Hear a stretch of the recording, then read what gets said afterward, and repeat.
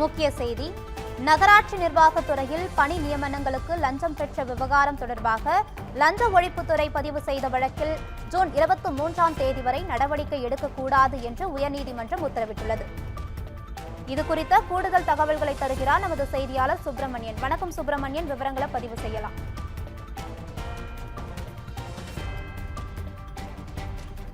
நியமனங்களுக்கு லஞ்சம் பெற்ற விவகாரம் தொடர்பாக பதிவு செய்யப்பட்டுள்ள வழக்கில் ஜூன் 23ஆம் தேதி வரை எந்த மேல் நடவடிக்கையும் எடுக்கக்கூடாது என தமிழக அரசிற்கு சென்னை உயர்நீதிமன்றம் உத்தரவிட்டுள்ளது.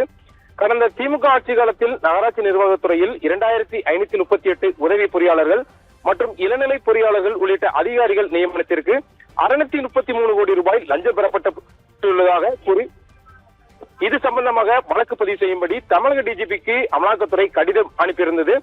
இந்த கடிதத்தின் அடிப்படையில் வழக்கு பதிவு செய்ய லஞ்ச ஒழிப்புத்துறைக்கு உத்தரவிடக் கோரி அதிமுக எம்பி IS இன்பத்துறை சென்னை உயர்நீதிமன்றத்தில் வழக்கு தாக்கல் செய்திருந்தார். இந்த வழக்கை விசாரித்த உயர்நீதிமன்ற அமலாக்கத்துறை கடிதத்தின் அடிப்படையில் உடனடியாக வழக்கு பதிவு செய்ய லஞ்ச ஒழிப்புத்துறைக்கு உத்தரவிட்டிருந்தது.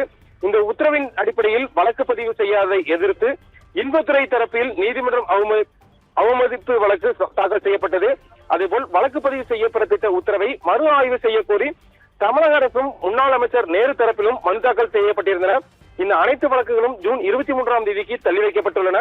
நீதிமன்ற அவமதிப்பு உள்ளிட்ட வழக்குகள் நிலுவையில் உள்ள சூழலில் இந்த விவகாரம் தொடர்பாக லஞ்ச ஒழிப்புத்துறை வழக்கு பதிவு செய்துள்ளதாக நேரு தரப்பில் மூத்த வழக்கறிஞர் அரவிந்த் பாண்டியன் தலைமை நீதிபதி சுஷ்ருத் அரவிந்த் தர்மபுரி நீதிபதி அருள்முருகன் அமர்வில் மேல்முறையீடு செய்தார்.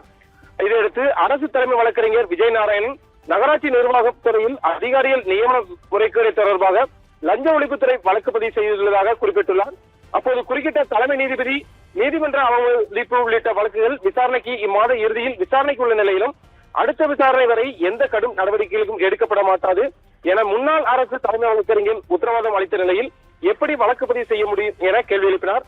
இந்த விவகாரம் தொடர்பாக பின்னர் உத்தரவு பிறப்பித்த நீதிபதிகள் ஏற்கனவே இந்த வழக்குகளில் விசாரணையை ஜூன் 23ஆம் தேதிக்கு தள்ளி வைத்துள்ள நிலையில் லஞ்ச ஒழிப்புத்துறை பதிவு செய்துள்ள வழக்கின் மேல் நடவடிக்கையை நிறுத்தி வைப்பதால் அரசுக்கு எந்த பதிவும் இல்லை என கூறி ஜூன் 23ஆம் தேதி வரை எந்த நடவடிக்கையும் எடுக்கக்கூடாது என தமிழக அரசிற்கு உத்தரவிட்ட நீதிபதிகள் வழக்குகளை பட்டியலிட பதிவுத்துறைக்கு உத்தரவிட்டுள்ளனர். ஜெயஸ்ரீ,